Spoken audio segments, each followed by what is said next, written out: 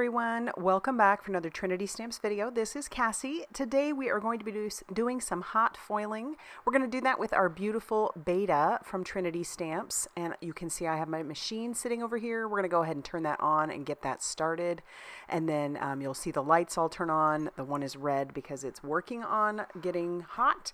So let's talk about the rest of the things we're using. We also have our Simply Sentimental thanks and the matching dies. You know that's one of my favorites. And then we also have the Waving Hello stencil. I love this one. It's going to be perfect for our background. So I'm going to go ahead and kind of keep this to start at real time just to show you what we're doing. I have my quick trimmer and I've pulled out some foil. This one was a foil pack, and I'm just kind of measuring my Betta to see how big I need my piece of foil to be. And I'm using, like I said, I'm using this quick trimmer. This is super helpful if you don't like it to be all jaggedy, which I do not. Just trying to cut it with scissors, and using a paper trimmer does not work. So this little system works great. I'm just going to peel off this little sticker that holds the foil in place. I keep that because I put it right back on when I'm done with it. But I'm measuring out my foil, and then I'll put this little plate on top. And I should have pulled the foil up a little higher, but it ends up working out just fine. So I'm measuring it, and then I'm going to go ahead and take this little foil cutter and go in between those lines of this trimmer. And like I said, I should have gone down a little bit further with my little clear plastic piece, but I didn't, so it's okay. I'll just run that through real quick again, and it's not 100% perfect, but it's definitely better if I tried to cut it with scissors. So that's going to work out perfectly, and then when the time comes, we'll put that pretty side down. And while that's heating up, I'm going to go ahead and get my stencil started. We're going to start with the first part, so I'm just using some tape to hold that in place on the back of our Waving Hello stencil. This piece was cut down to 4 inches by 5 1/4, and I've got some light blue ink that we're blending on. I don't care about it being even. I kind of want it to be uneven, so in some areas it's a little darker, and I bring that into the center and keep it kind of light in there too. I like the variation in the color. You'll notice that green light just turned on. What that means is the plate is hot enough, and so I'm going to hit the timer. I put my Betta on there already. It didn't matter that it was already sitting on there. You can't get your plates too hot. I don't believe that's a thing. Maybe I'm wrong, but I don't believe it's a thing. I'll get my second piece of the stencil ready, and then I'll set that off to the side because my timer has now just gone off. You'll see. And what I like to do is pull the plate out, so that leaves a little less room for error, because if you're not careful, you can smudge it. By heating up that foil, heating up the plate and putting the foil on top, and if I try to pull that out and it moves, it will smudge that foil onto our cardstock. So I try to just set everything down on top of it, pull in my Platinum 6, and then I'm going to stick the 2 plates that come with my hot plate system on top, being careful not to shift anything, and then I'll just slowly run this through my die cutting machine. And it's not going to die cut anything. It's just going to transfer that foil to my cardstock. And the cardstock I used was just like a plain cardstock that I had in my stash. All right, I'll pull that out, peel off those 2 plates, and then I'll pick up my cardstock carefully, and then I can slowly peel away the foil, and you can see that it turned out really, really nicely. I may have a little bit of overfoiling. Actually, I don't think that I do, but it worked out great. So then I'm going to pop that back into place, my plate, and let it heat back up again, because I actually want to do an envelope.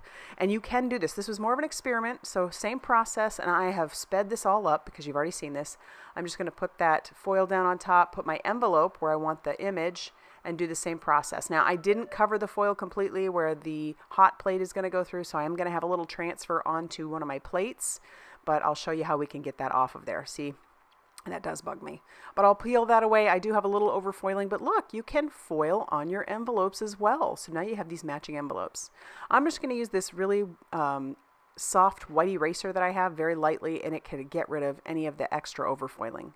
I'm going to try it on my plate. It works a little bit, but then I'm just going to pull in some 91% isopropyl alcohol, and that does the trick. That will get up pretty much all of it. No harm, no foul. That stuff takes care of a lot of problems. So, yep. And it really wouldn't bother your plate to keep it on there, but I wanted it to be nice and clean. Okay, so now I'm going to pull in the matching die that goes with our little beautiful Betta, and I'm going to run that through my die cutting machine. But if you use some tape, make sure that you don't go over the foil because that tape can pull the foil up. Setting all that off to the side, now we're going to go back to our stencil. So you remember I had put down my second stencil. Sorry about that. Kind of getting out of focus.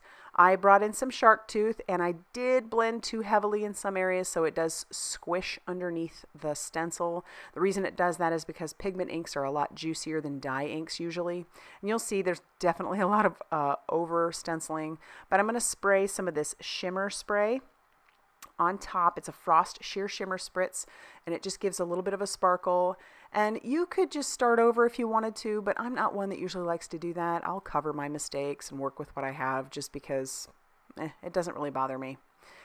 And I'm going to stamp out my Simply Sentimental Thanks using some black ink. I originally found a pink ink, and then I just didn't like it next to our little fish, so I decided not to do that.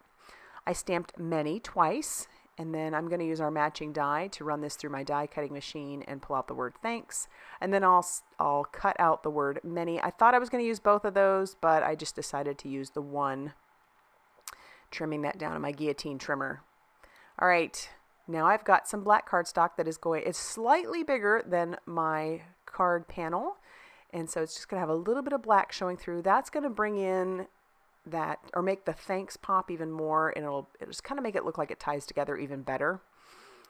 And just kind of checking out my placement here, and I like that, so I'm going to put some foam tape on the back of my beautiful Betta and also my thanks, and then we'll peel off that release paper, stick down our Betta. He covers most of our inking faux pas there, but you're not going to pay a whole lot of attention to that because I am going to add some embellishments, of course.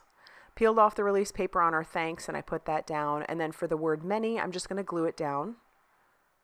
And then I'll pull in a piece of white cardstock that measures 5.5 by 8.5 inches, and I'm going to score that at 4 1/4. So this is the size of an A2 card front or card base. And then on the inside, I'm going to stamp one of my favorite sentiments from that Simply Sentimental Thanks. A note of gratitude for all you do. I've been using this one a lot. Now I will use my liquid glue to attach down our panel to our card base, and I've got that nice little white border, nice little black border, and then our fun little Betta. And of course, like I said, embellishments. So I've got my tidy tray, some crystal Twilight, and my pickup stick, and we're going to put those down using some more liquid glue. And once we are done with that, that's going to finish off our card for today. I really do love how this one turned out. Foiling is becoming a favorite for me. It's so fun, so easy, and I love the results. So if you liked this video, be sure to hit that like button. Consider subscribing if you haven't already done so. And be sure to check out all that Trinity Stamps has going on over on their blog, Facebook page, and Instagram for more crafty inspiration. Thanks for stopping by, and I'll see you soon.